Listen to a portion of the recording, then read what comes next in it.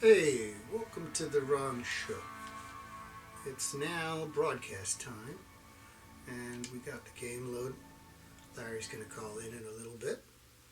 We got coffee, and that's about it.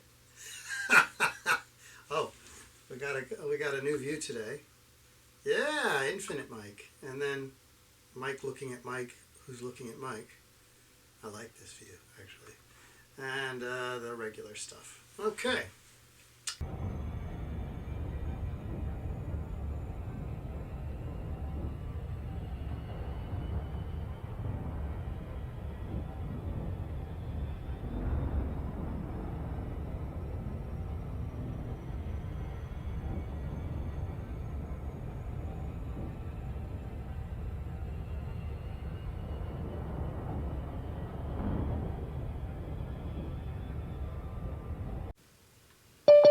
Oh, hey, scared the heck out of me. Okay, let's go to Inception Me, and let's admit.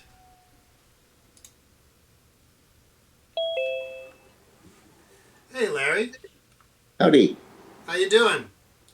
I am doing okay. I am seeing myself on both pictures. No, there's you, but Yeah, I'm green. See if I turn you green and pin you. Hold on. I lost the shoot. There. There we go. So Working? when, all right. So I just wanted to point out that when we started our journey, Larry, this ship had Yes. a this ship had a proper paint job, and you can Oh see my that goodness, look what's happened. all the jumps have worn away at our paint job, and They have I think it's the Challenger at the Science Museum in Los Angeles. It was the final resting stop for the one of the shuttles, yep. and I've been to see it. Hold on just a second. I'm checking to make sure that my my my microphone's up as high as it'll go. Can you hear me? Okay. Yes, I can hear you. Okay. Um, and the first thing that struck me was how incredibly beat up the outside was. All those tiles that cover it. Yep. There is a very substantial number of them were missing or cracked, chipped. It it looked like it had been places. It's amazing. It's really amazing. Yeah, What yeah, what's yeah. a It was amazing to see it in person. I mean, it really is big, and but it was not the pristine item that you expected it to be. right? Uh, that I expected it to be.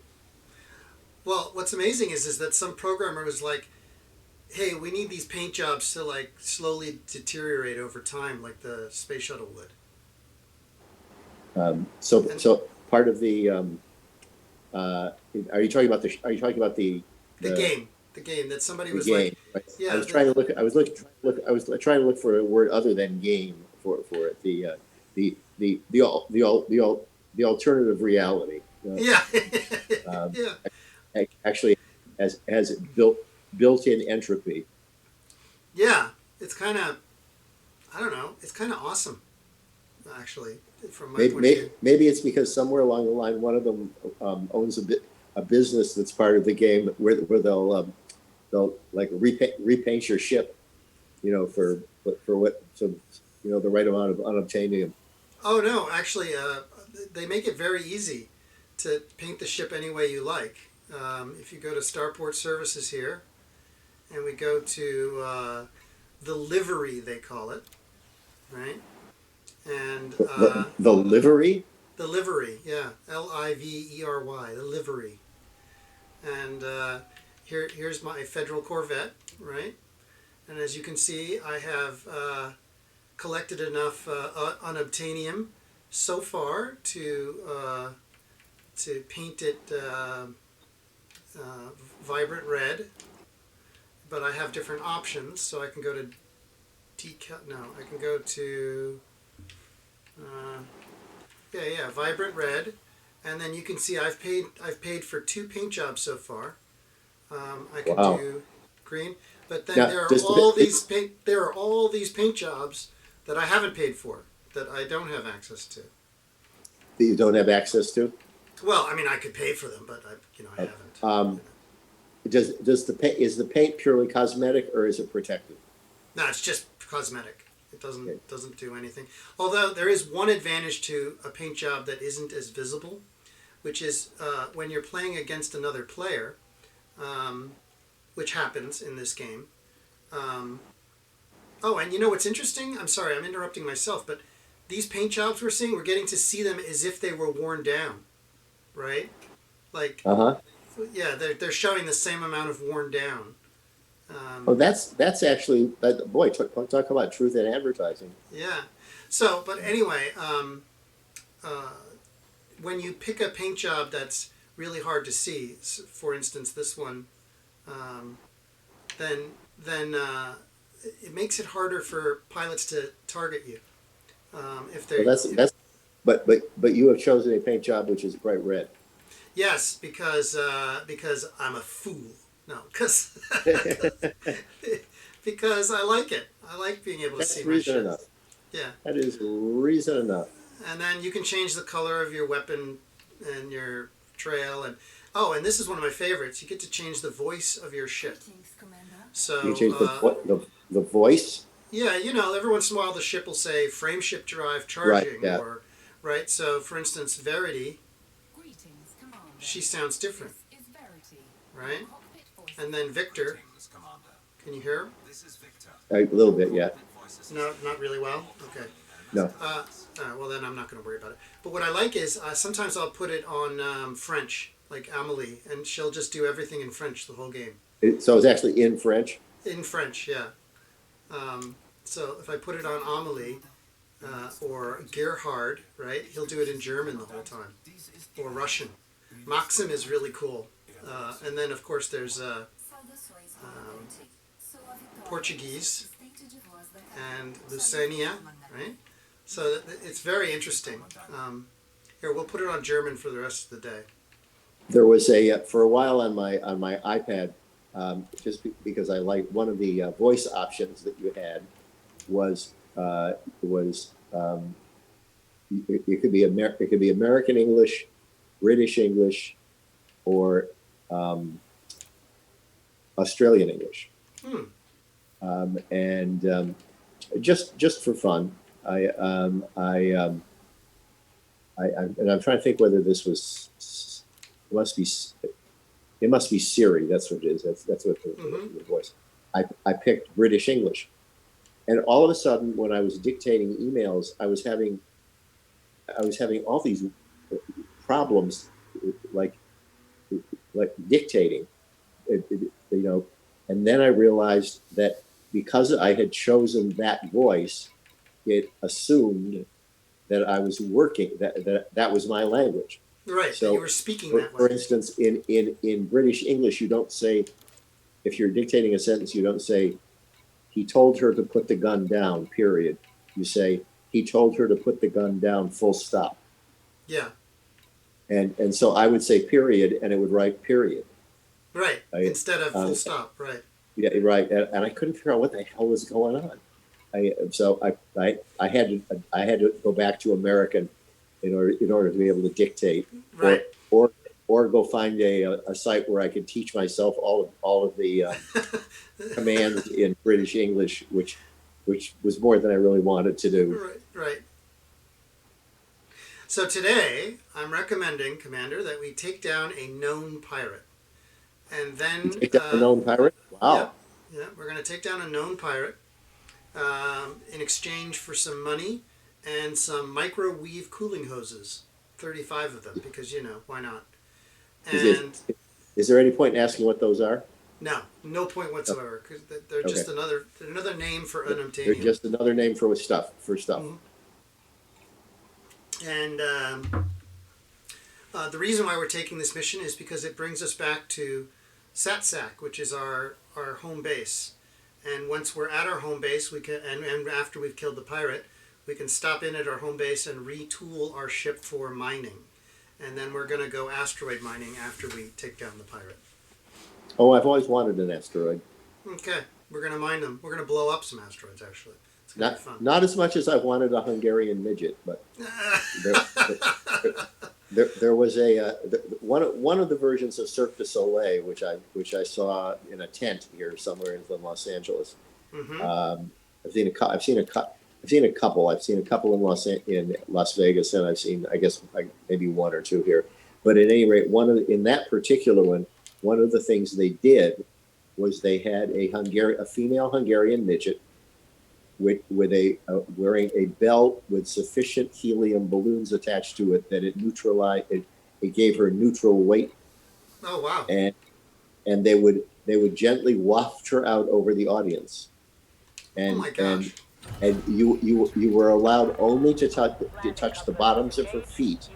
So, but sort of like playing beach with a beach ball. Right. And most people were very cooperative. One or two people tried to hold on to her, and she went. Mm-hmm.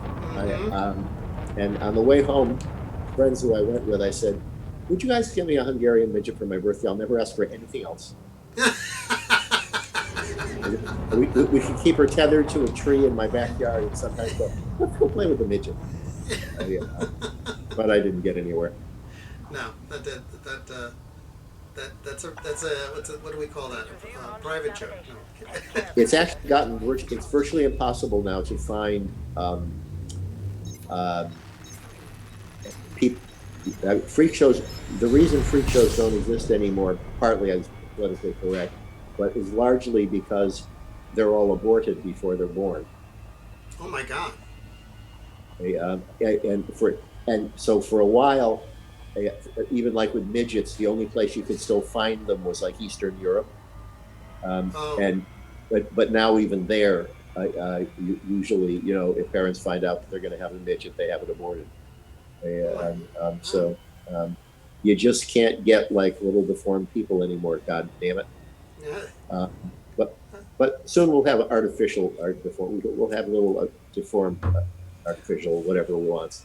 Well, that ties right back to the idea of diversity, right? If we eliminate what we call deformity or the politically correct thing, then people don't go through the hardships of being such a person, and we don't learn anything from those journeys as a society. It's an interesting point, Michael, that eliminating challenges in people's lives, physical or mental, eliminates the wisdom and knowledge and ability, basically empathy, that can only, according to Zeb, can only be achieved through one kind of suffering or another. Well, and think about it this way: if my system were successful in the way future, people would value a contribution to diversity as highly as a contribution to the societal norms, which means a parent might actually choose to allow their child to have a physical difference, such as dwarfism, simply because that journey that child will take will be seen as of equal value. That's a lovely thought. That's a lovely thought, actually. There's a version of it that goes on in the deaf community, although it's not for that reason. It's a more militant thing, which is right. to for instance, deaf parents who have a deaf child who has a form of deafness which can be corrected. There are huge controversies over doing it, because doing it suggests that being able to hear is better than not being able to hear. Right. Well, and I can imagine that militancy would actually occur in many areas. I would just think, as the person who can't hear, and you're 3 years old, it's a big decision to be taken out of your hands because of somebody else's feeling, but they're not Well, who knows? Maybe part of it is what you just said. They're just not able to articulate it. Yeah, I mean, the difference between the decisions we see today and the future is this idea that, well, the future that I'm imagining, right? Because I don't know the future, um, is that people have this innate sort of taxonomy for the value of diversity. Uh-oh, somebody's interdicting us. We're gonna allow them to do that, but we have to prepare for combat real quick. So That's a very that's I hadn't I never thought of it that way. And it's a rather, as I say, it, there's um, there's a lot to think about there. The, oh, this is it's yeah, it is a lot to think about, but actually that is the most important exercise, I think, is this idea of what would it take for people to think that way, and if they did, would it be of any value, right? So this pirate found us before we found them, ah and so now we're firing on them. They have a pretty deadly ship. They have a Federal Corvette too. So, as well. Sorry, not two. As well. And I don't have enough power in my weapons, so I have to increase power to weapons. And the shields are not even down, and he doesn't mind ramming us. So, and there's now a second bad guy. Who's the second bad guy?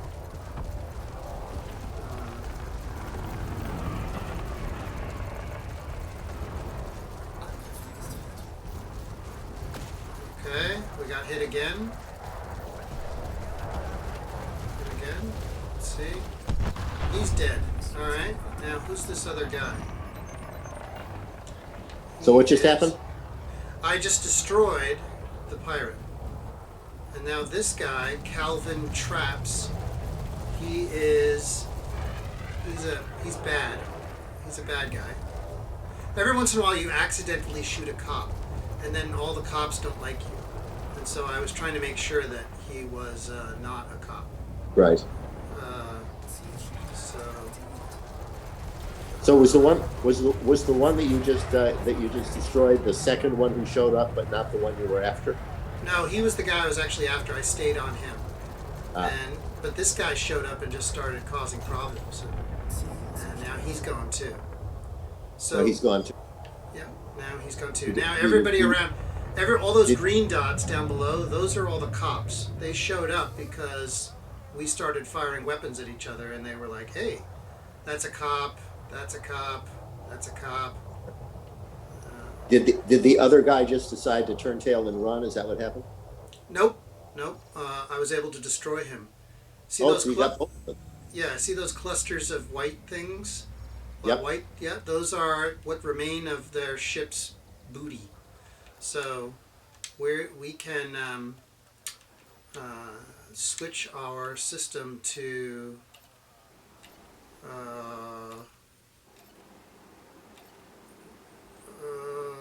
where is it? Do I not? Oh, I don't have them.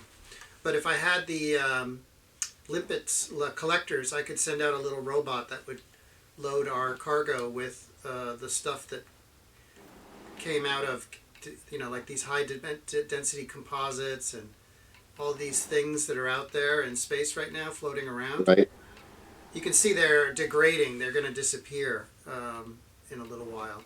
But that's what happens when you destroy a ship, which of course is just another way of hunter-gatherer, right? Whereas Yep. instead of gathering on the planet, we kill a bad guy and they leave all their goodies floating in space. Had you played this game a lot before you contacted me and we started doing this? Yes. Okay. I've played this game on and off for about 2 years. Because you certainly seem to know what you're doing. So, and our shields, as you can see, are down to the last ring. So we used to have 3 rings of shields, and now we only have 1. But that'll slowly charge back up. And what we're going to do now is put away our weapons, switch our mode back to analysis, and pilot ourselves to a path to our favorite station, our home base. So we're going to load the system map. This is our home system, and then this is our home base. And we just have to select it. And then when we rotate the ship over, we can see that's our home base. Now we know which way to go. We accelerate and go to a faster than light speed, or at least accelerate to faster than light speed. Here we go. And then now we have to just slow down at the right time. And you can see that the station is visible, and so the entrance to the station is there, and we're not quite orientated right, because when we're going at the station, we're kind of going towards the side of it. So what I'm going to do is I'm going to bias our ship downward a little bit, so that as we fly towards it, we also get closer to where the door is, instead of arriving on the opposite side of the station. It sounds like the opening of 2001: A Space Odyssey. Yeah, yeah, it is. Actually, the music they play when I turn on Autodoc is the music, the 2001 Space Odyssey. The Strauss Waltz. Yep, the Strauss Waltz. They play that very specifically. I remember seeing the that in a theater in New York on Broadway, and when they pulled back, and you saw that the ship was rotating in sync with the space station as they played the Strauss music. It was one of the at the time, given the kind of special effects you saw in movies, I remember it just was one of the most breathtaking things I had ever seen. Mm-hmm. It was. 2001: A Space Odyssey, on several levels, was the best sci-fi of its time.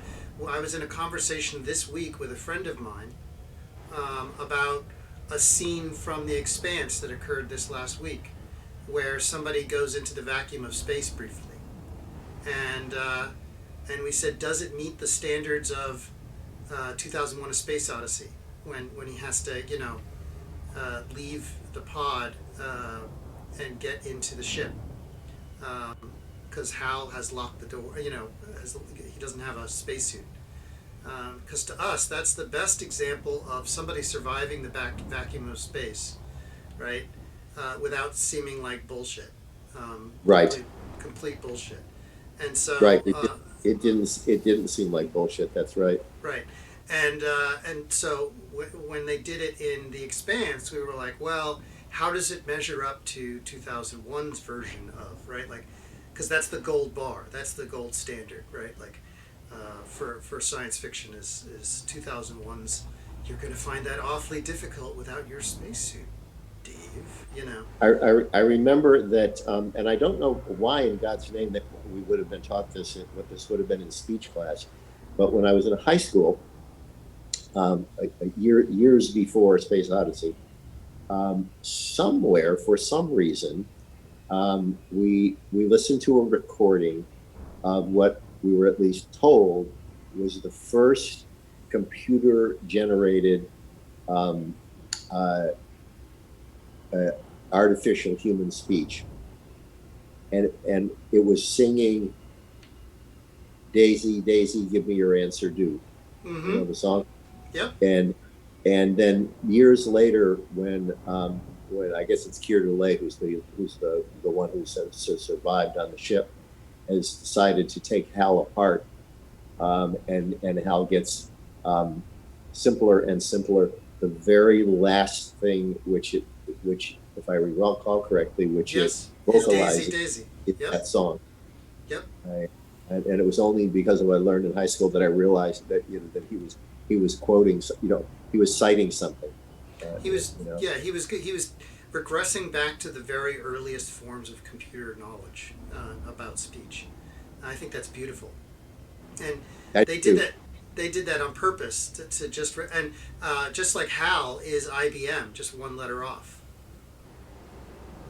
Is the original voice was an IBM voice, and Hal, the name Hal, is basically IBM, one letter transposed.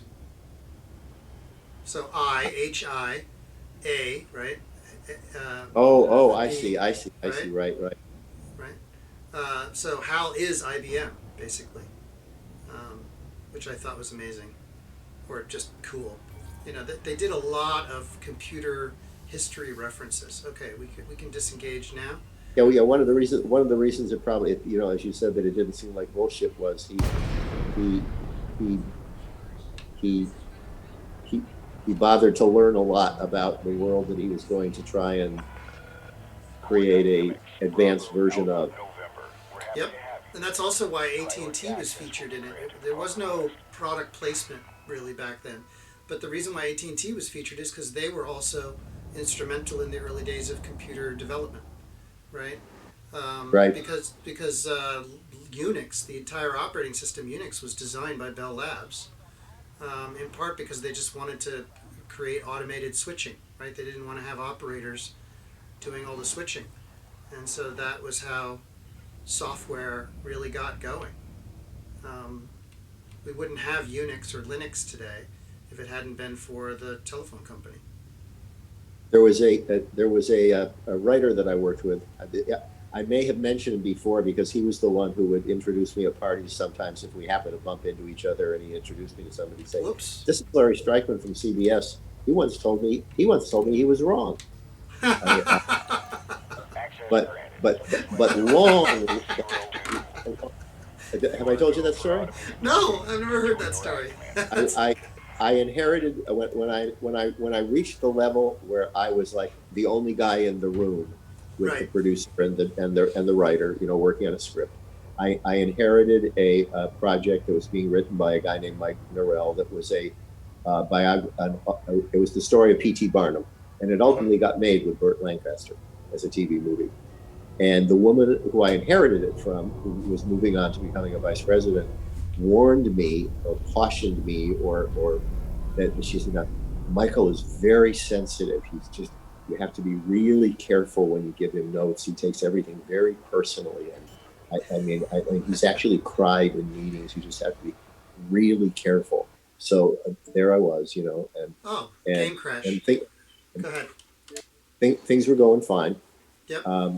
And then I gave some note, and Michael thought for a second, and then like he was tiptoeing through a field of landmines, he said, "Well, if I do that," and then he pointed out a domino effect that it would have much later in the script at a key point where it would make something no longer work the way it needed to work. And he was right. Mm-hmm. I just hadn't thought of it. Right. And I listened to him, and when it was done, I thought for a second, and I said, "Well, yeah, you're right. That was a bad note. I should have thought that through. Yeah, I take it back, and I'm sorry." And he said, "It's never happened to me before.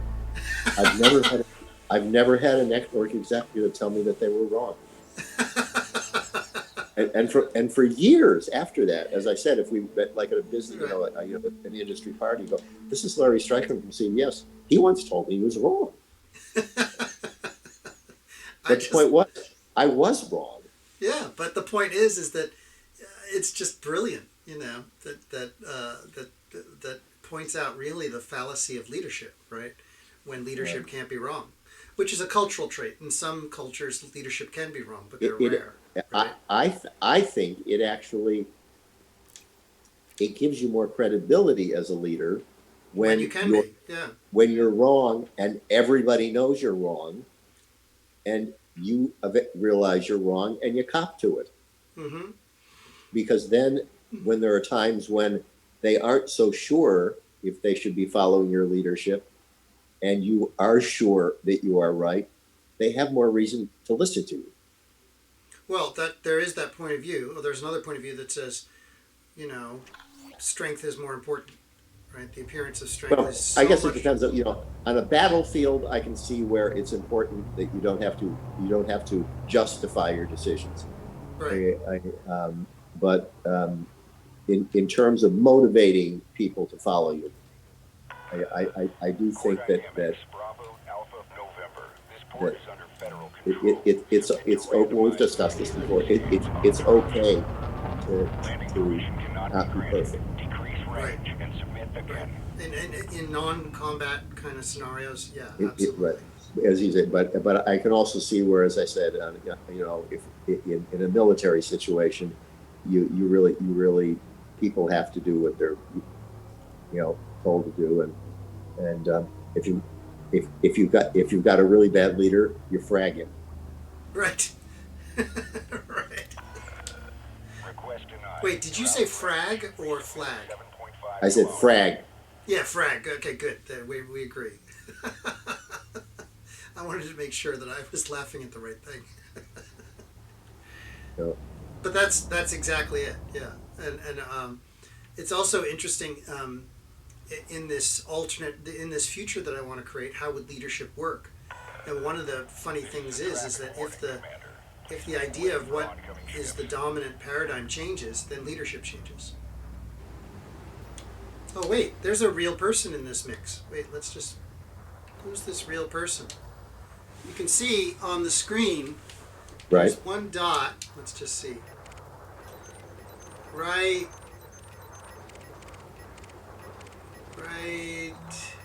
there. That person is Firebush Rex, Commander Bugin. Okay, Buginshay. All right, well, good for you, Commander. We're gonna dock. What's he doing there? He's probably parked and just requesting. Access granted. I mean, doing his Oh. business. He's doing the same thing we're doing. You are go for So when you say a real person, do you mean another person playing the game or one Yep. of the? Yep. A real person playing the game is on our screen right now. They're just they're parked. We're going to see them as we come in. They're going to be below us, I believe. Yeah, they're parked below us, and they're probably just doing their business. And usually, when you see another player, especially a player like us with a really fancy ship, because they just have an Asp Explorer, so he's probably terrified of us right now. He probably is worried that we're some kind of player. We have a killer. plan, right? Yeah, so he's staying in there. He's right there. He's probably staying there and refusing to leave until we dock, because he doesn't want us following him and killing him. It, is there any way to communicate to him that the whatever the equivalent of this game would be of we know who you are, I know who you are, I saw what you did. good to have you. Yeah. Yes, we can do that. We can go here, system. Let's see. Oh, we go there, and we say Commander, and we say Show Gamer Card.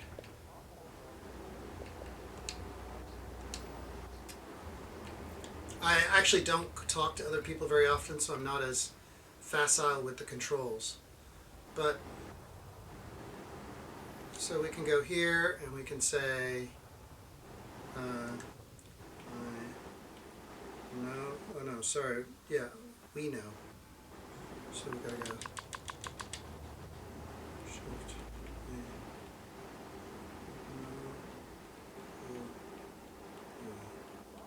Are you able to listen to me talk while you're doing what you're doing? Am I allowed to what? No, are you able to do what you're doing and listen to me talk? Yes, Okay, because if you're ever not, just tell me to stop. I'm good. Because, for instance, like when I'm driving a car and looking for some place that I'm having trouble finding, I generally have to ask the person next to me to stop not talking about whatever they're talking about. But for some reason, this has been on my mind ever since your email about William Gibson. Yeah, Because you referred to his cyberpunk and I have never thought of the stuff of his that I have read as cyberpunk. Now, I've also not read a lot of cyberpunk, so I may not recognize it when it's right in front of me. Mm-hmm. But the first of his works that I know is that I read is Neuromancer. Yes, Uh, that's the one to read. Yeah. right? But I remember as we were talking, I don't remember the context that it came up in, but we were talking. It was talking about the point at which AI becomes indistinguishable from a human being. Right. And if I remember correctly, that there was a Neuromancer. There was like maybe 3 books or 4 books that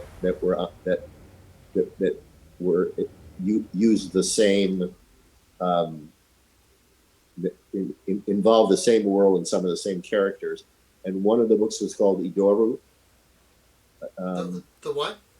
One of those books, the title of the book was Idoru, Okay. Idoru, which was about a Japanese pop star who began as an artifice, and in that book reached a state of reality where it was no longer clear whether she actually was or Yep. was not real.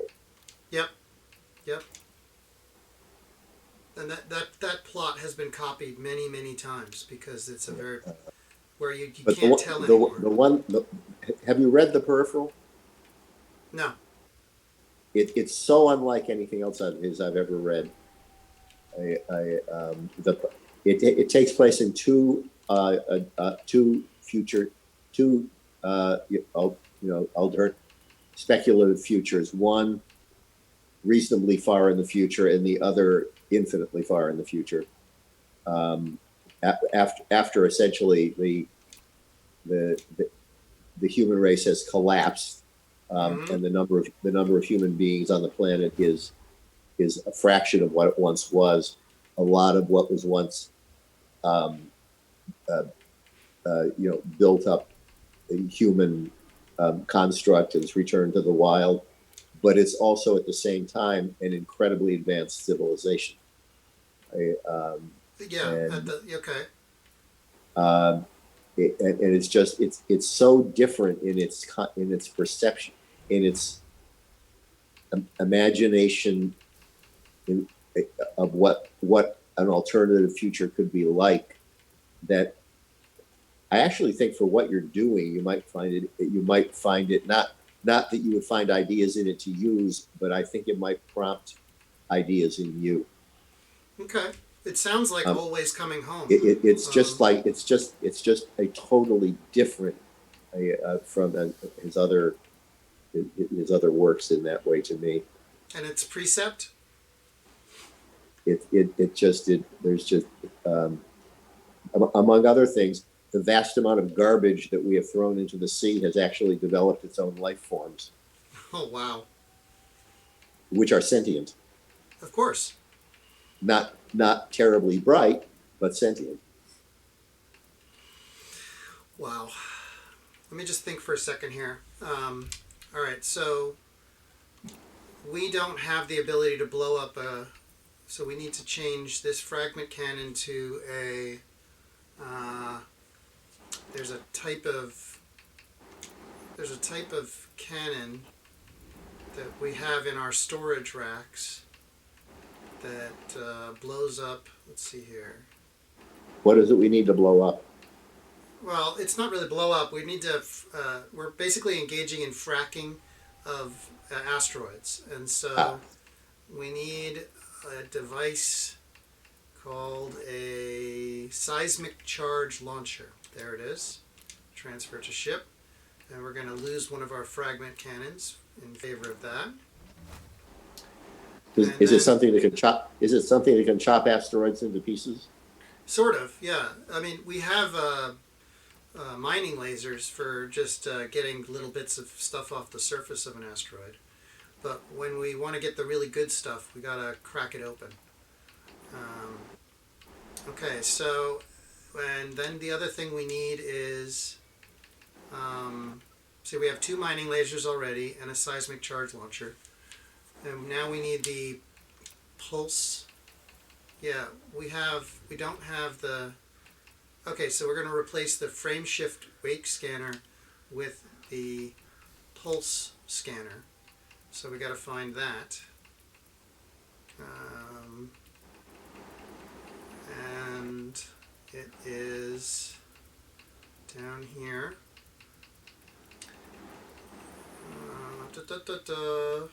Multi-cannon AX. Repair limpet. Abrasion blaster. We need that. Transfer to ship. We replace the other fragment cannon with that. And so by outfitting the ship for mining, we're not going to be as good at combat. That's basically what it comes down to. They make sure that we pay a price in terms of the layout of the ship in order to successfully there it is, pulse wave. I think it was on a wire cutter that when I was first getting a printer, or maybe it was my second or third printer, but at any rate, what I really wanted one that I wanted a printer that was also a scanner, and a fax machine. Mm-hmm. And I ultimately ended up getting something that was everything but a fax machine. It's a printer scanner copier. Right. But I remember whoever wrote the review said the problem with anything that does multitasks is it never does any one task really well. Yeah. The more things it does, the less well it does any of them, and you're sort of that's the price you pay. Right. Totally true. Totally true. And I decided that I sent so few faxes, as in usually none. And I know now that if it was important enough, I could always use a fax program. Right.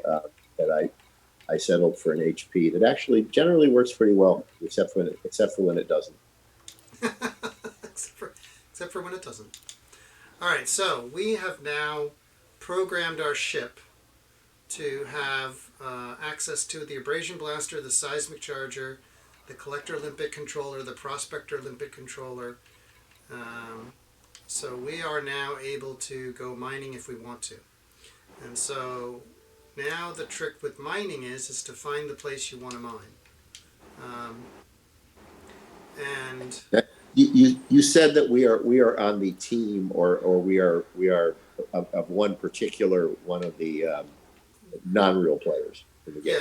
Yeah, we are a member of the Federation, and the specific boss of our faction of the Federation is what's his name? I remember seeing his picture. He looked determined. Yes, he had a good.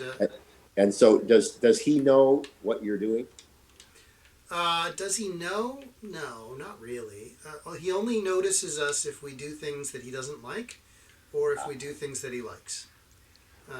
It's kind of like we're free operators, right? Everybody in this world is basically what is it in baseball when you're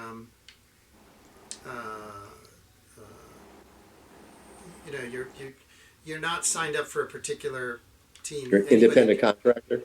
Yeah, independent contractors. So the whole galaxy runs on independent contracting. Oh look, there's Earth right there. Sol. What do you know?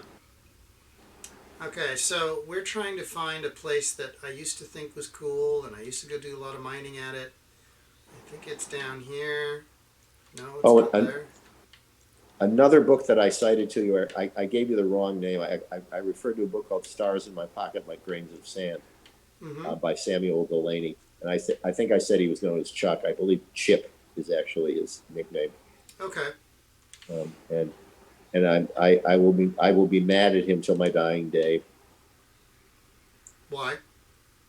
Because this book, Stars in My Pocket Like Grains of Sand, is also one of the, to me, it was one of the most engaging speculative future books I had ever read. Takes place in a far enough distant future that millions of worlds have been colonized, and it's so far in the future that there are two schools of thought as to whether which I think they stole in Battlestar Galactica, as to whether Earth actually ever existed or it's just a religious myth. Right, right. But the reason that I think I brought it up in that email was because in that book, there is one particular entity which they have ships. They are capable of interstellar travel. They are rarely seen, and they rarely interact with any of the other millions of worlds. And there is a great debate as to whether they are actually sentient. The ships. The things that build the ships. Got it. And the very end of the book, one of the ships of that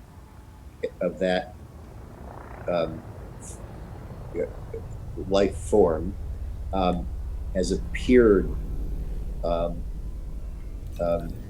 over the planet on which the story is currently taking place, and that's the cliffhanger. And there were supposed to be 2 more books in the trilogy, and he never wrote them. Oh. And it was like, what? There's a short story by Mark Twain called A Medieval Romance, and it's a long short story, and I don't remember the specifics, but it's one in which it does take place in medieval times, but the hero or heroine or both of them get themselves into this unbelievable pickle, and you're really invested in their well-being by this point and want things to work out for them. And you turn to the last page of the story, and it says, "The continuation of this story will not be found here or anywhere ever."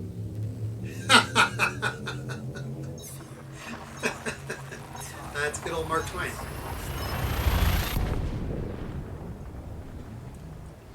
Larry, are you there? Yep. Okay. Just letting it settle in.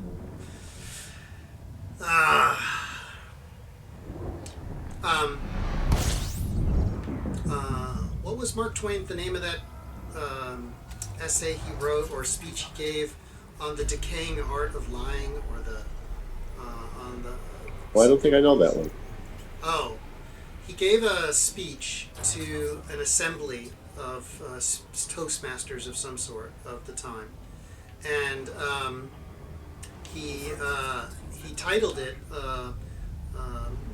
something like on the decaying art of lying, or on how we need the art of lying, or and what he does is he speaks to the assembly as though they are the keepers of the flame of being good liars, and how meritorious it is for society to understand the necessity for and the virtuous art of lying, and it's hysterical because he's both making good points but also putting some pretty sharp barbs at his hosts. Oh, I'll have to look that up. You can get it on Spotify.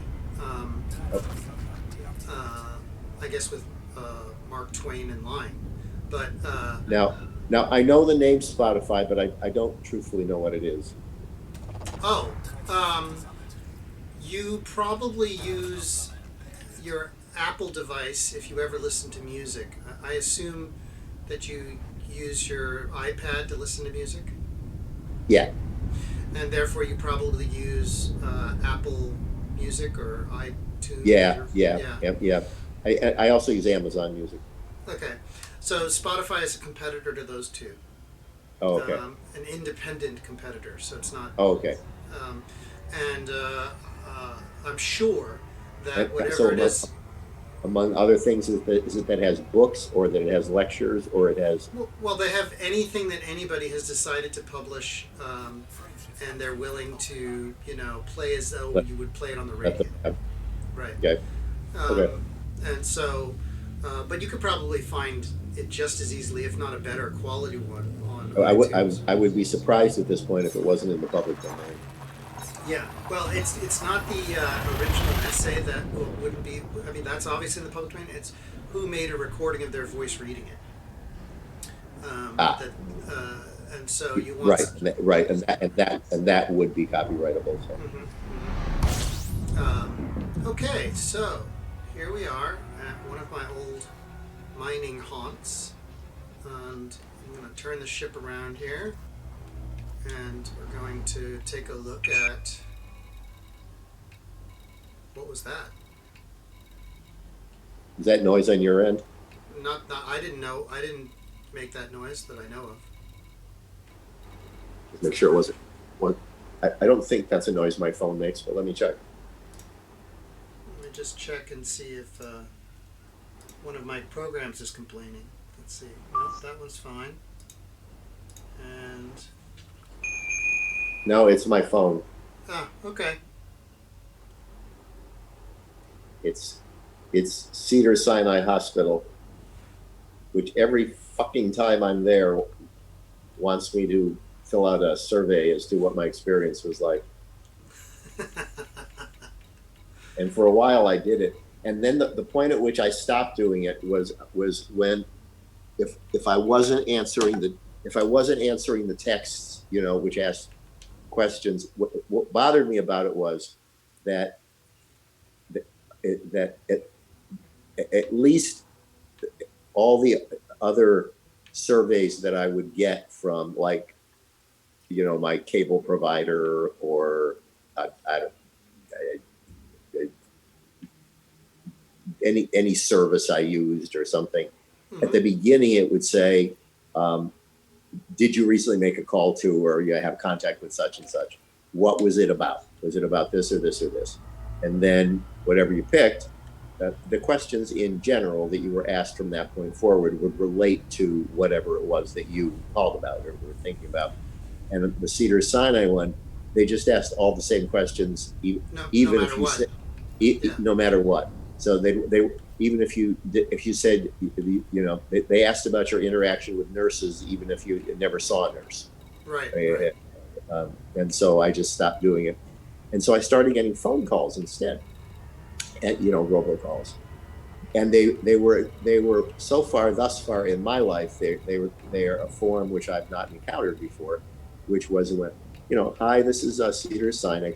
I'm calling. You know, we recently moved to visit. You know, and you know, it is of tremendous value to us to know the experiences that our patients have, and helps us to improve our you know, our service and our ability to take care of our patients. So let's get started. And then it just starts asking questions.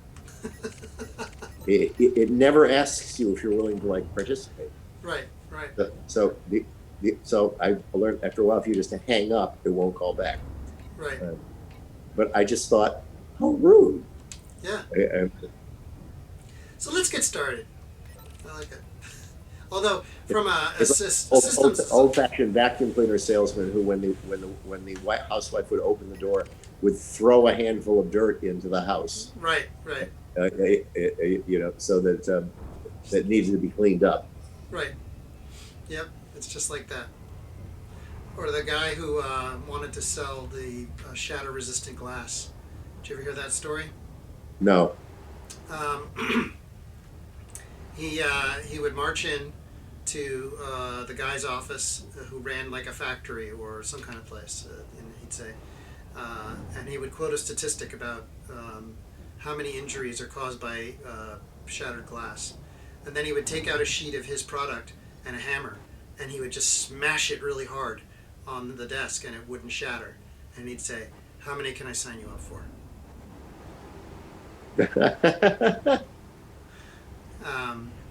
And he made quite some good business with that.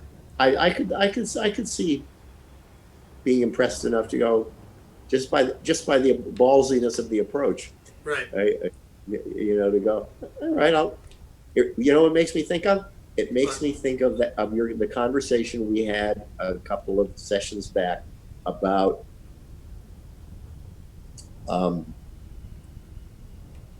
trying to create an artificial intelligence which could get people who totally disagreed with you on a gut level to hang around and interested enough for some reason that to at least hang around to see what more was going to be said or done. Yes. In the hopes that something would sink in. Well, and that reminds me of a conversation I had just yesterday with somebody. I was trying to explain that element of the idea, and I realized that I needed to explain.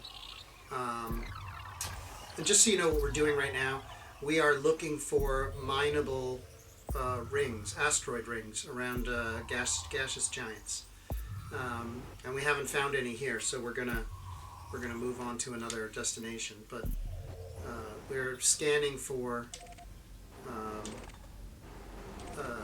places to mine. But I was in this conversation, and I said exactly what you just summarized. But then the guy said, "Well, that's really hard to do." And I said, "Well, actually, think about it this way. Step one is imagine you're on a Zoom call. Larry, like you and I are right now. We're on a Zoom call, right? And but you invite a third person to the Zoom call, and that third person is an AI, and all the AI does is listen to the call and provide visual feedback about whether or not it thinks that you guys are engaging in productive dialogue or not. Like, and not just or not, but like what kind of dialogue seems to be going on. Right. And it's not like visual. I mean, it's not like it speaks up. It like, hey, you guys sound really angry right now, or anything like that. It provides like a very subtle kind of like visual flow of pixels and colors that change when it thinks that something's changing in our conversation. And I said to the guy on the phone, I said, it doesn't matter if I provided that visualization and there actually was an AI behind it or not. What matters is that if we perceive that it is correctly changing when there are actual changes in the tone and tenor of our conversation, we will automatically be slightly more self-aware, and that will make it slightly more likely that we'll engage in productive dialogue. That's a very good point. And that is really the tool that we want to build for this show, Larry. The very first time that we have this working, and we have a developer named Jasper, and we're being attacked, so I have to figure out how to respond. There we go. Oh, it's just a pirate, and we don't have anything worth pirating. Oh, he actually wants our stuff. Okay, let's launch our fighter. Deploy. Elwood Myers. Oh, and he's shooting at us. And we're going to target him. He's in an Alliance Crusader. He's firing missiles. Oh, he's got 2 ships. And remember, we don't have quite the weapons complement. Right. But we do have our guy, our little fighter pilot friend. And we're going to take this guy out easily. He's gone. We'll just wait for him to blow up now. Here we go. Watch. He doesn't have much left in him. Ooh! Fly right through there. Okay. Sorry, I got excited, Larry. I did too. Who's our fighter pilot friend? We pay him 2% of all the money we make just to sit in the ship with us. And he's an AI. And his name is Elwood, I believe. Yes, Elwood. And if we launch the fighter pilot ship, he pilots it. Oh, this guy's toast. He doesn't stand a chance. There we go. And he'll take out some baddies for us, like he just did. And now he's flying off on that side of the ship. He's somewhere over there. And if we tell him to come back to the ship, this is him. We say, orders, recall fighter. He says, aye, aye, Commander. So I guess he's speaking to you. And then he brings the ship around. And that's him. Let's see.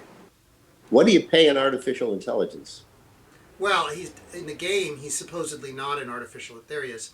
Ah. He's supposedly an actual. He's an Okay. NPC, a non-player character. Oh, okay. But as far as you and I are concerned, he's a. But what you just said actually is was you've never articulated it quite that way, and I don't want to interrupt you if you're busy. Nope, I'm no longer busy. We're Okay, back to you're the no boring. longer keeping us from getting destroyed. Right. You never articulated it quite that way, and it makes incredible sense to me that if somebody can seize that their modulations in color or tone or the music or something, even if they don't know what they are, Right. they're aware that they're happening, and at some point become aware that something to do with what they say or do has something to do with why it changes, which And that, gets yep. you, which, as you said, makes you aware of your aware of your own, that you are thinking. Right, and that will be this show. Its first product will be Corvox And Point One. that make I never said that and that's because that is the I mean, it seems to me that's the single like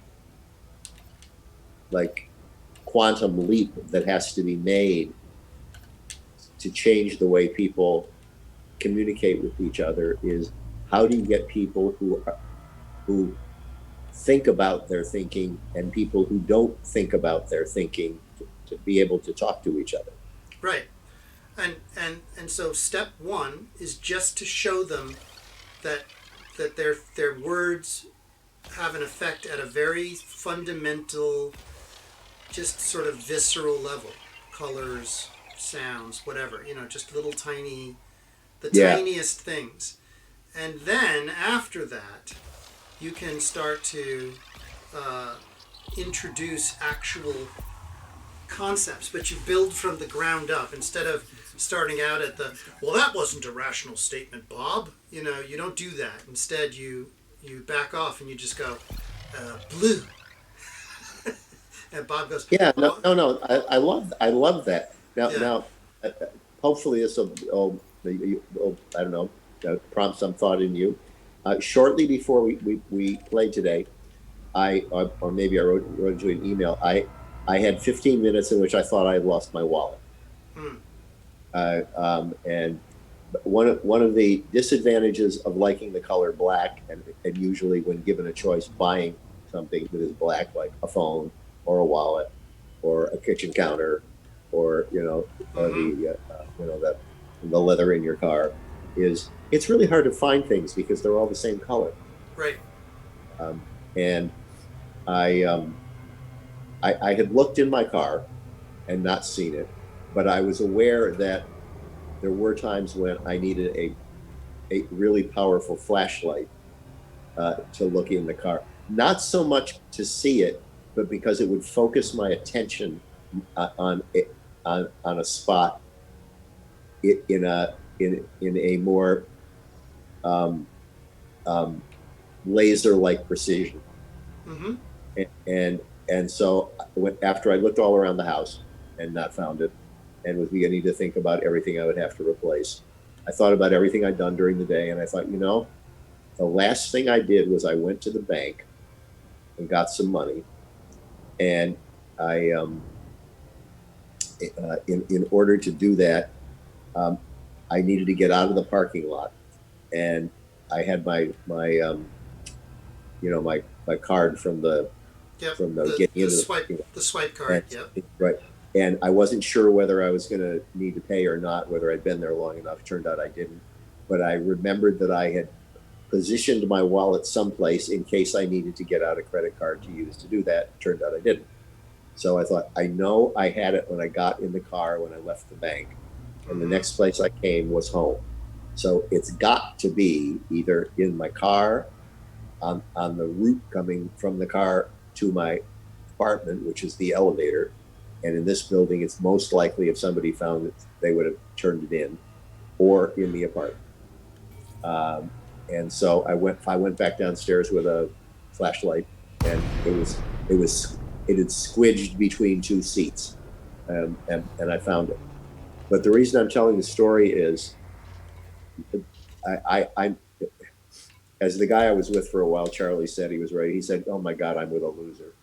I'm spectacular at misplacing things, and usually I used to get really upset, and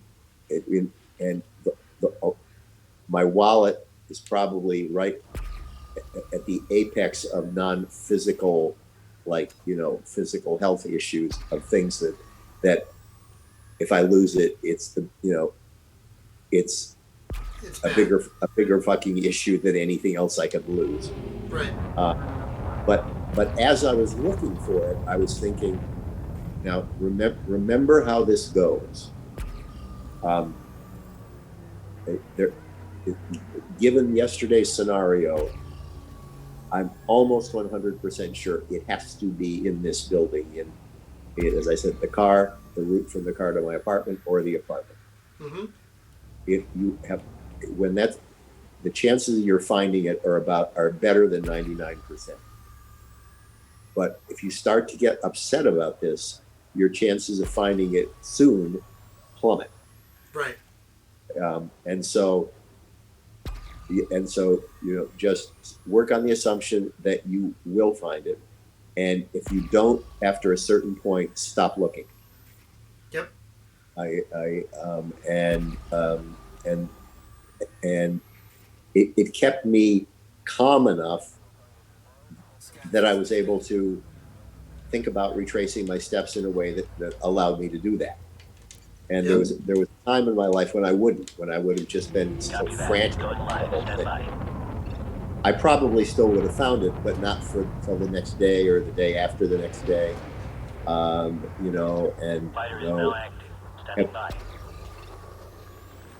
watching this happen. Yeah, I almost crashed us for no reason. But that's okay. It wouldn't have killed us anyway. It was just, I just didn't want to do that. So, yeah, and so you were self-aware enough to give yourself the ability. But it was the awareness of how I behave when I lose something that helped me. And for me, I don't know exactly how. I think it's simply a deeper level of self-awareness. What am I trying? What was I going to say to you? I've found that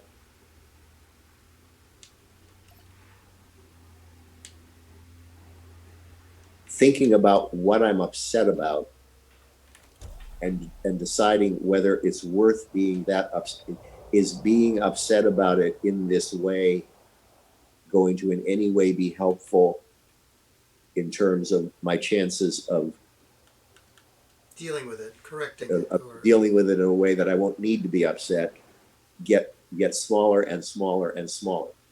Right. And so it's in my own best interests to just go, well, it's a wallet. It will be a royal pain in the ass to replace everything in it, but it's possible.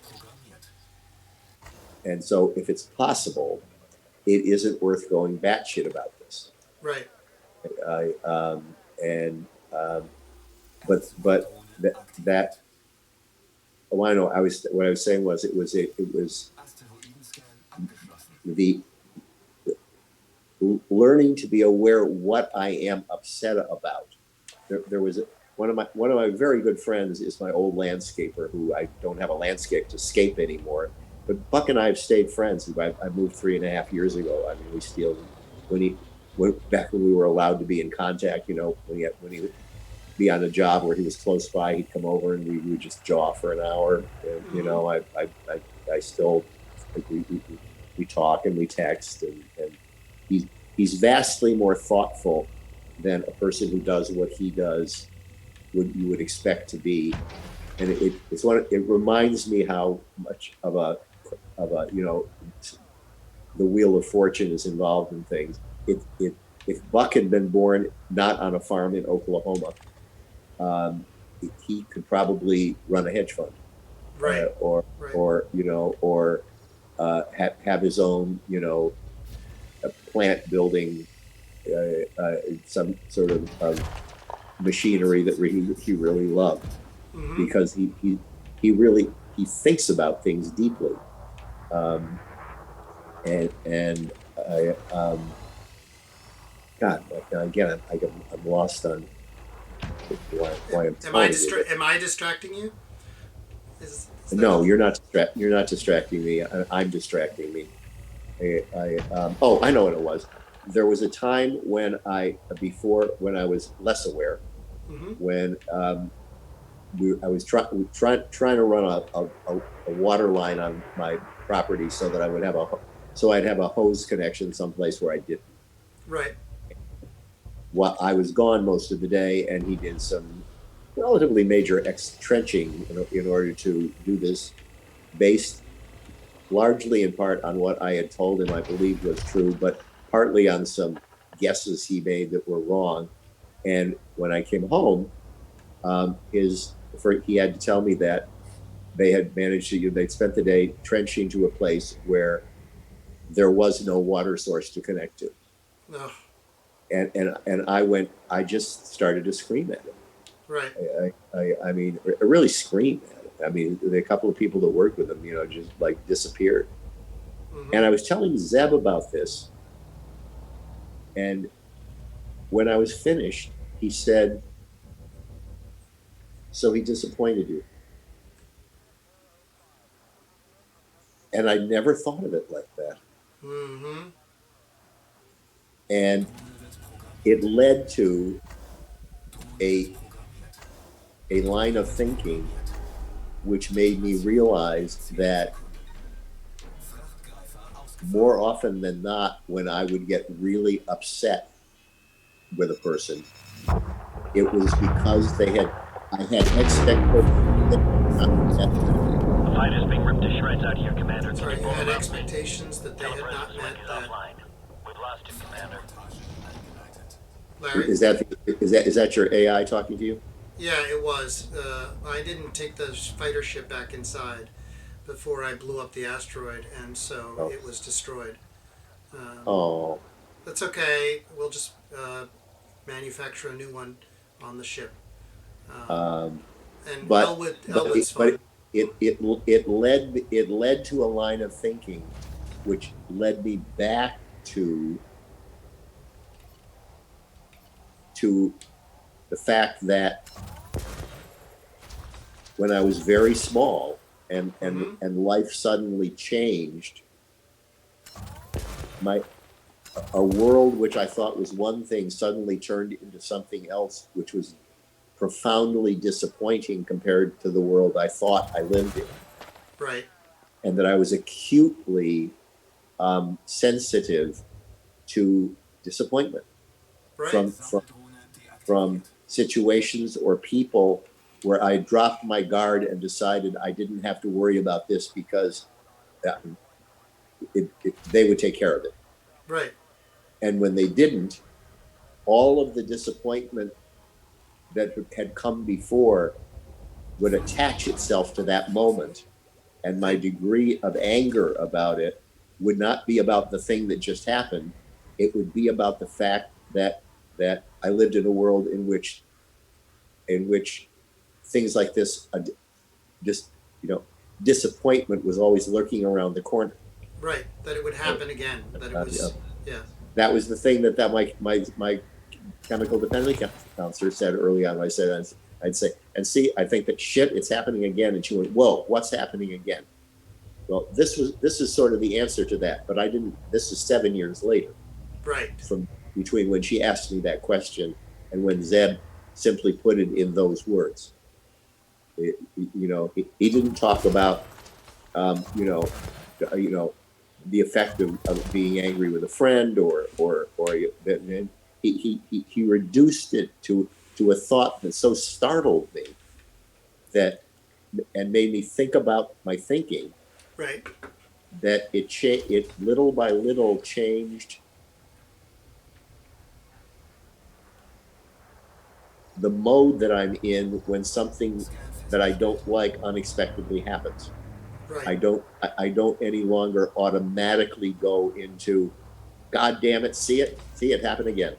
Yeah. You reprogrammed yourself, but only because you had awareness. But it was because of that self-awareness. Right. But it was self-awareness of something that I was literally unaware of. Mm-hmm. You know, and I thought of myself as a person who really did think about their thinking. And when that happened, it made me think, well, what else do I do that I just see as the the the only logical or possible or you know, appropriate response to a situation that is based on some premise that is part of my story about me and the world that I'm not aware of. And it turned out there were a lot of them. Well, and what's interesting to me, Larry, about your story is that it's not that your previous reaction to being disappointed was correct or incorrect. I mean, it had advantages and disadvantages, right? And obviously, you became acutely aware of the disadvantages because you were yelling at people and you didn't really want to yell at them. But in every situation in life, in every, you know, chapter in a human being's history, that there are different ways of dealing with those emotions, that all of which lead to different perspectives by the people you interacted with, right? Now, I know that when I worked with you and Roxanne and George and the team, you know, I really didn't want to disappoint you because, Yeah. you know, that there would be a price to pay, but I also know that for some reason you had acquired a pretty solid understanding of the basics of relationship building on a different level, right? Call them back, you know, just a certain kind of way you ran your business, your life, right? And so that left a deep impression. Now, would you have left as deep an impression if I hadn't been so concerned about disappointing you? I don't know. I honestly don't know. I don't know the answer to that. I can't know the answer to that because I didn't experience that world. But I'm tempted to think that part of the intensity is what made the lesson land. Does that make sense? Yeah, it does. It does. Yeah. The thing that I'm picking up for me is that I've had to learn to. I mean, everybody. I think it's a very valuable human trait to not want to when you're working with someone or within a group or whatever, to not want to disappoint the people that you're working with. Right. Provided that what it is that you're trying to do, you believe can be done in a way where you don't have to do something that you don't believe in or that is morally wrong or mean or in order to not just. Right. But that walking the line between wanting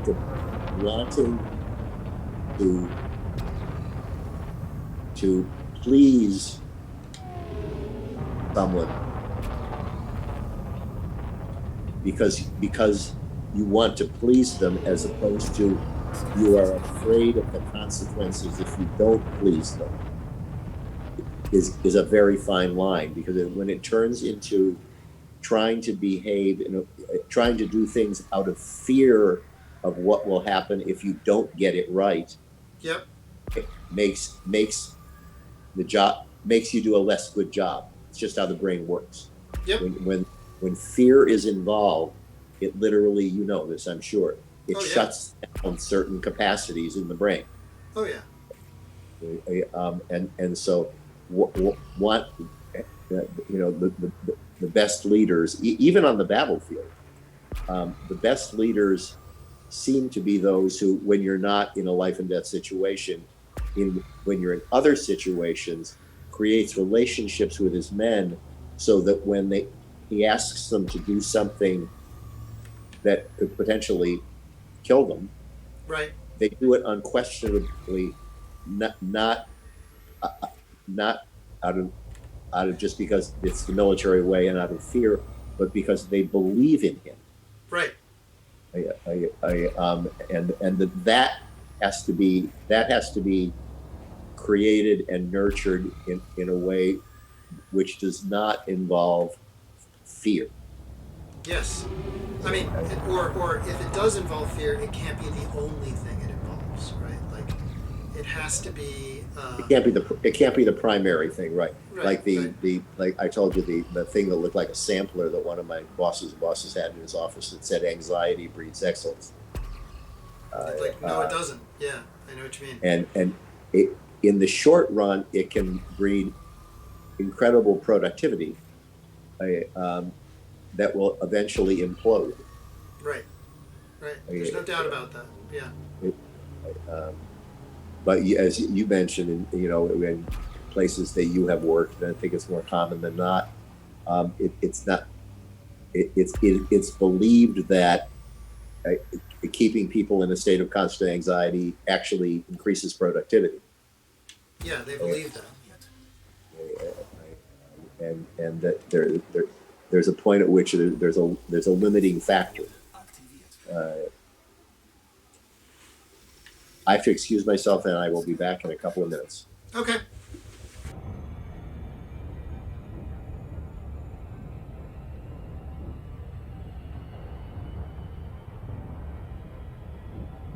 Okay, I'll be back. All right.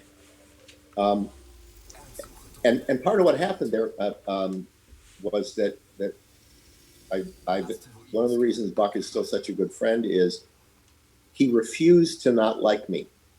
Right. When I went into those feuds, he would just ride it out. Yeah, he'd be like, all right. And when I was in a calmer mood, he would try to explain to me or talk to me about what had just happened, and sometimes even about how it affected him. Mm-hmm. And I ended up listening. And it got to the point where I didn't want to disappoint him. Yep. So that even if something had happened that I didn't like, I wanted to be able to talk to him about it in a way which didn't make him feel any worse than he already felt because he didn't succeed at something he was trying to do. It's like that story where you said your guilt is payment enough. Remember that story? Right. Your guilt is nourishment enough. Yeah. Yes, that's it. Nourishment enough. Yep.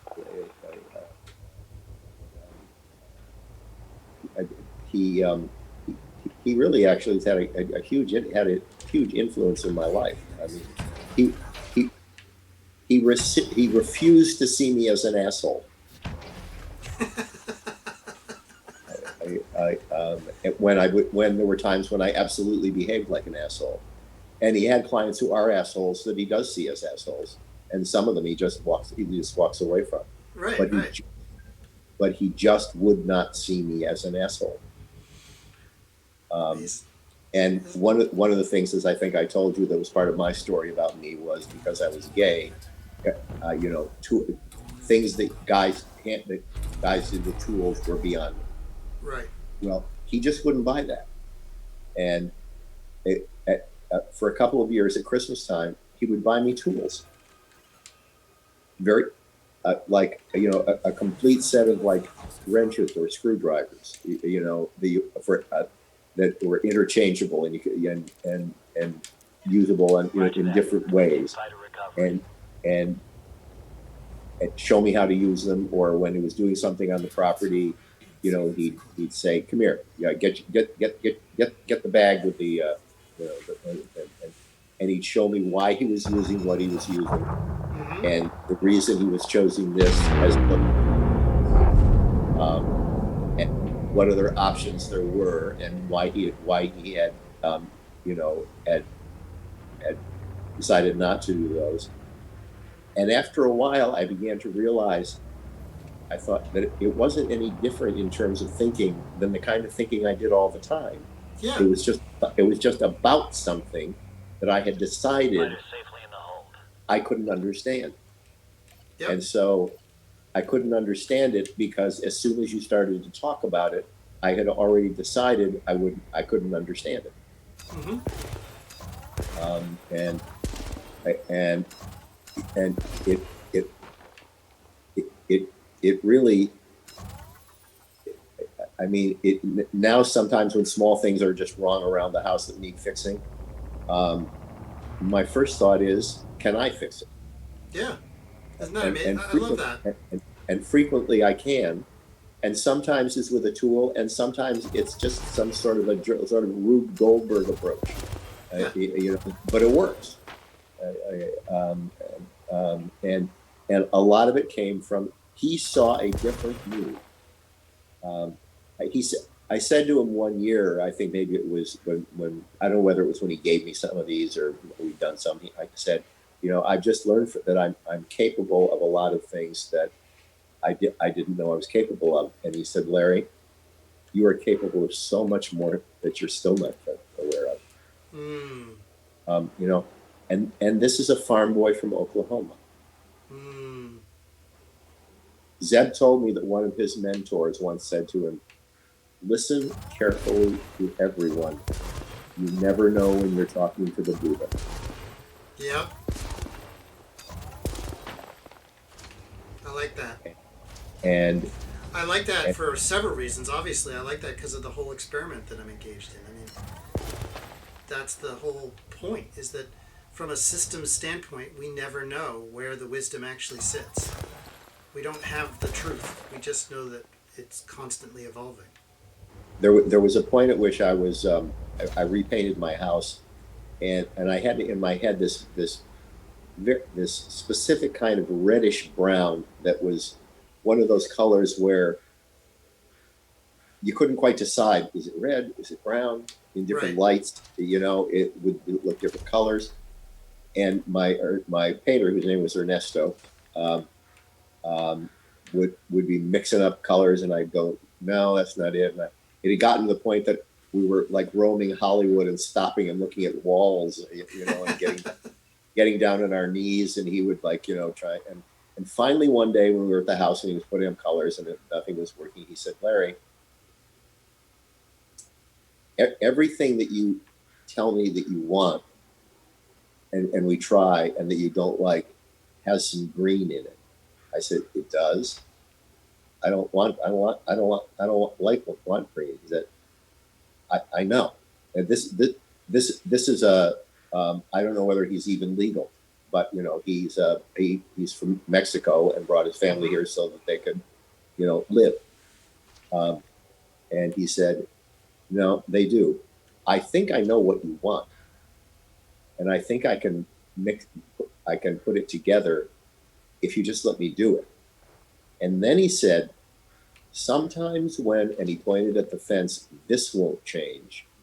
And then he pointed at his forehead and he said, this has to change.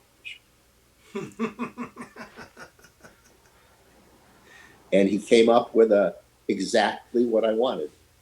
And I told him we were going to call it Ernesto Roja.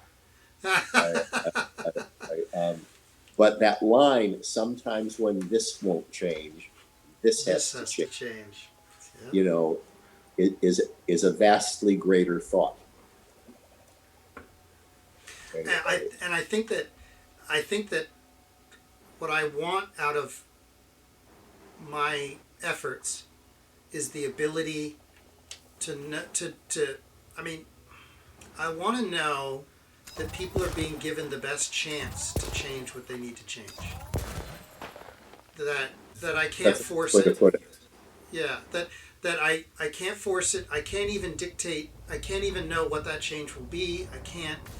There's so many things I can't, but I can think about what can a computer do to make it so that I have the best chance, the best likelihood to change what I need to change in my perception.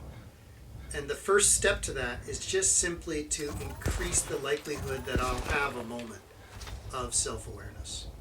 But that Yeah. moment can't be threatening, it can't be hostile, it can't be judging. That's why it has to just be colors and sounds, right? That's why it has to be nothing directly related to, whatever it is you're talking about. Right. Right? It can't be judging. It can only be kind of, oh, that was not smart. One of the disadvantages of flying like this, where I go straight up and keep pointing at what I want to do, is sometimes I just ram out an asteroid. Bump into things. Yeah, but the shields are strong enough that I can get away with it. So One of the Zeb has a lot of fancy techniques. Many of which I believe I'm still probably after 13 years not aware of. But among the ones that I am aware of have been many times, and when he will talk about something which doesn't appear to be talking about me. He's talking about another person or a situation he was in or whatever it is. It's not. It may sometimes not even seem to be related to the subject that we're right. And it will be days later that I'll put together that something that he was saying related to what we were talking about, and I have an aha moment. And it's possible because when he does it that way, my shields are down. Because Yes. I'm not aware that my story about me and my version of what the world is like is not under attack. Well, and that's why I think the show is so important, because this format that we're working on, because let's not pretend that it's done, but this format that we're working on is about trying to be in a public space with our shields down. I mean, Yeah. that's what we're talking about here, and yet at the same time, getting to an aha moment. That's not. Sorry, I'm having fun playing with this dead limpet. No, do I'm sort of bounce. I'm bouncing it. Yeah. You know, And one, and I think that's why instinctually I was like, oh, we should be playing this space game, because I was like, no. yeah. The fact that you put it in this context, I think, was brilliant. If we just sat down and looked at each other's faces on Zoom and tried to talk about stuff like this, we'd get somewhere. But Yeah. but it wouldn't be the same place, and it wouldn't accomplish the same things. And another thing Zeb would do, and will still occasionally do, is the session's over. I'm out. We've left. He's opened his office. I'm on my way to open the door and leave the suite. He'll just toss something afterwards, some afterthought, which seems totally like an afterthought. Right. And it will be the next day or 2 days later that I realized that it was like if I think of my brain as having pockets, he had slipped something into one of those pockets without my being aware of it. Right, and then you get to later on, you're like, hey, what have I got in my pocket? Because I didn't know I didn't know I was in therapy at that moment. Right. He sounds like a master of the moment, meaning he's smarter than I am. And because I am so smart, I can say that to a few people because you are so smart. Thank you.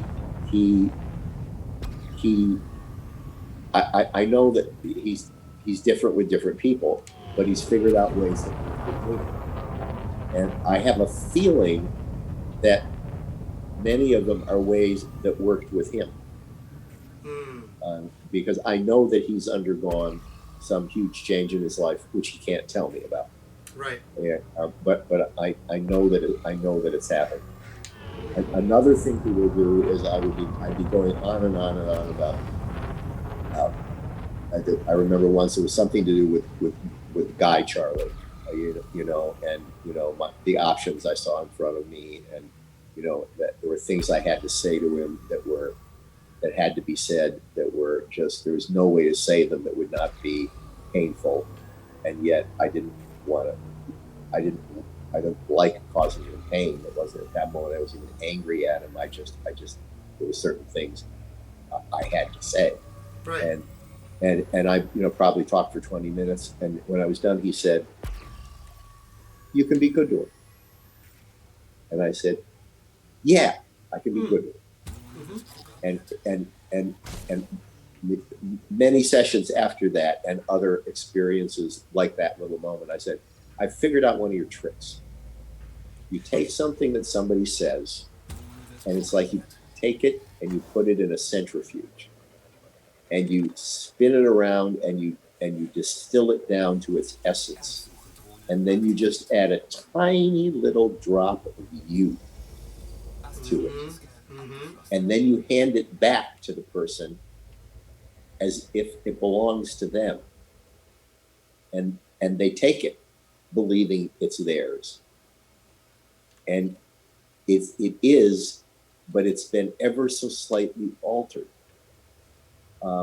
But as it's being handed to you, I said, it's if when you're done, you then say, "Oh," it's like you found something in your pocket, like a tester, and said, "I think this is yours," and they hands it to you. "Oh yeah, thanks." But Actually, that technique I recognize. That I actually very much recognize, because I use it when I'm moderating public discourse, like I did this Thursday. I held a session with some very high-powered people on the cryptocurrency. We were talking about what is, Bitcoin and all this kind of stuff. Right. And we had an audience of about, 40 people, and I have to do this little dance where they'll say something and I'll know that the audience didn't understand it or can't understand it, or there's all sorts of things that happen that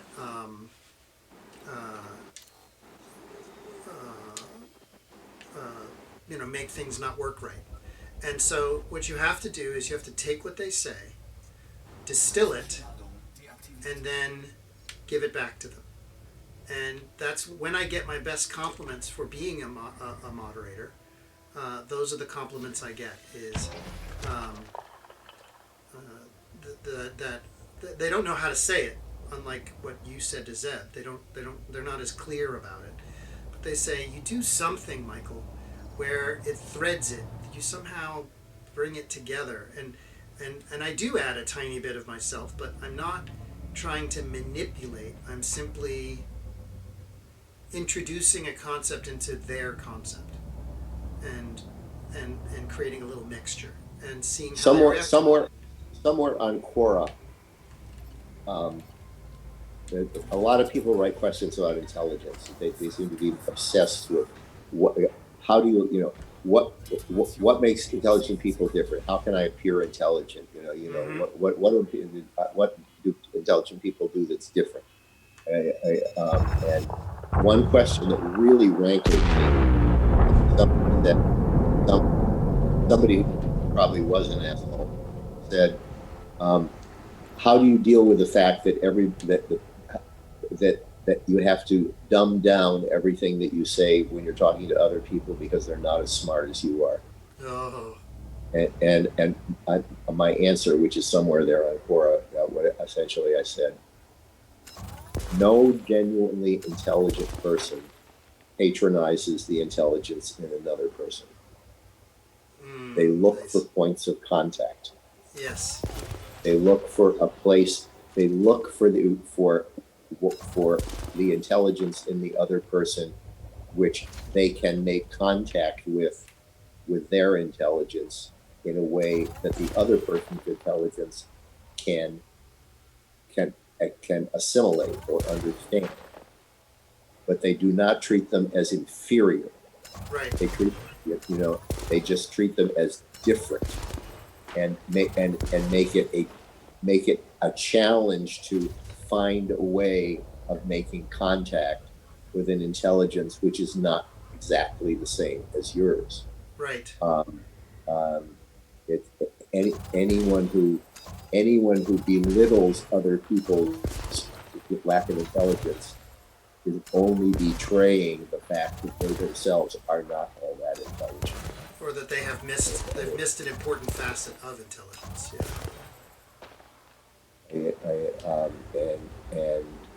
And I do believe that. Somebody responded to who liked the answer. He said the challenge of deep intelligence is to communicate ever more complex ideas and maintain clarity. You know, I heard an essay. You've just reminded me of an essay that I heard on Spotify again, and I think this was Gershwin, American People, the American Person. I'm going to look it up and I'll text it to you later.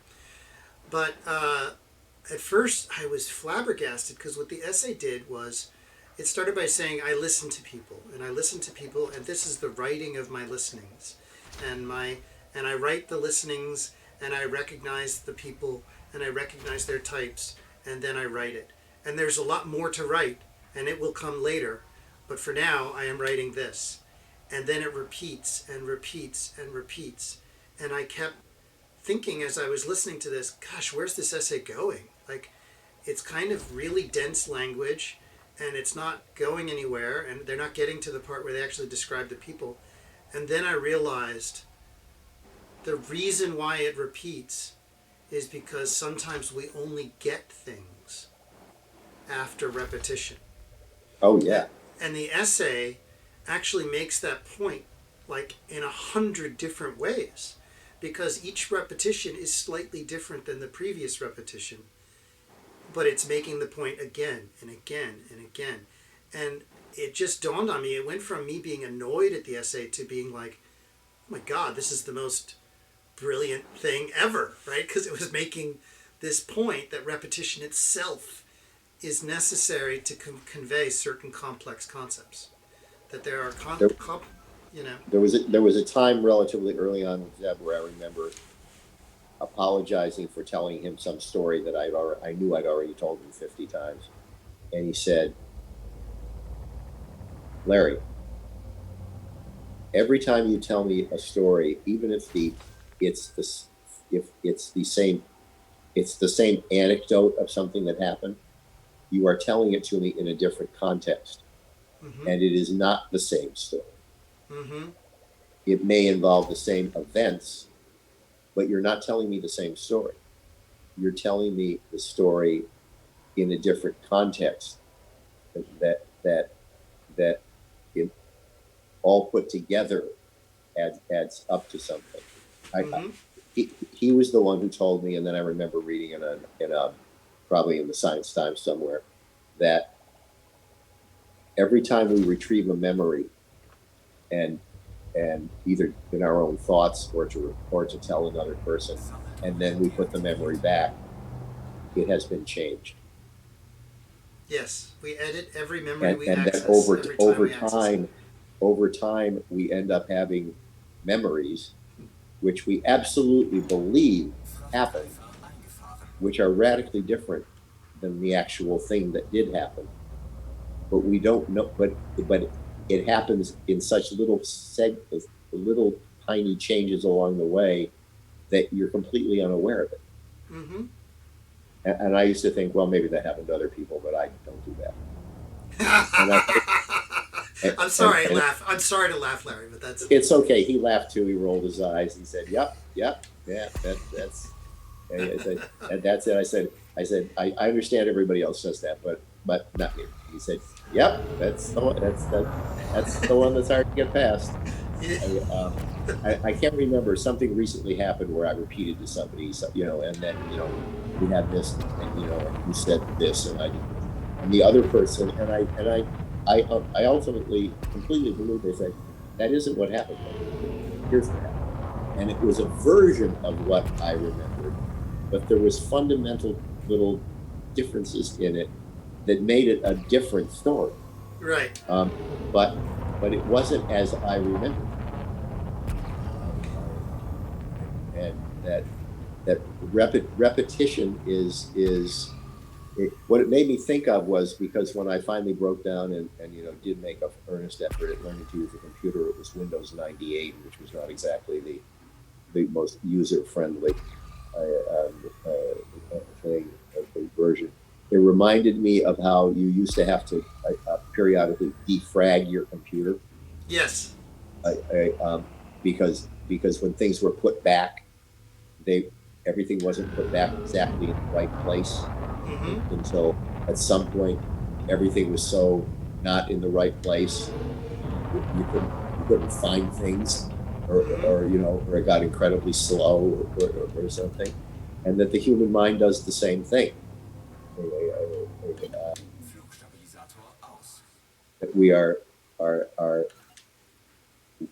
we, we we think that we are aware of reality at any given moment, when in truth we we are all the reality that we are experiencing is always changing, not just because exterior things are changing, but because the way in which we perceive and assimilate them is changing. We're just not aware of it. Yes. Um, and that over time, it can move you from one place to another place that's vastly different, little by little, if you don't fight it. If you don't fight, that's not how I think. Right. Or it, if you don't fight change, I mean, the nature of whatever this place we live in is, and of which there may be there's the many worlds theory, but whatever it is, it's in a constant state of change, as are we. And if you fight changing, you are attempting to stay somewhere that after a while you're there all by yourself, Right. because everything else has changed except you. Yep. Um, and I think it's one of the things that happens to most people as they grow older, Yeah. is their ability or willingness to change reaches a point where they just don't want to do it anymore. And I think that's a natural process. And the world moves, Yeah. and the world moves on, and you're still where you were, and after a while you feel completely disconnected. It's like you don't belong in this world anymore, because because the truth is you don't. Well, that's why we're a generational species, right? Yeah.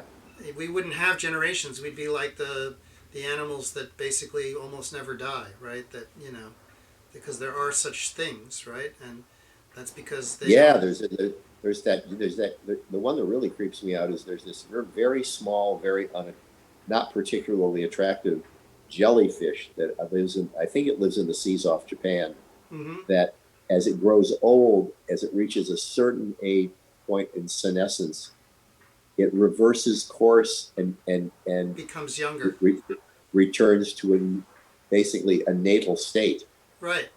And starts over. Yeah, that's amazing.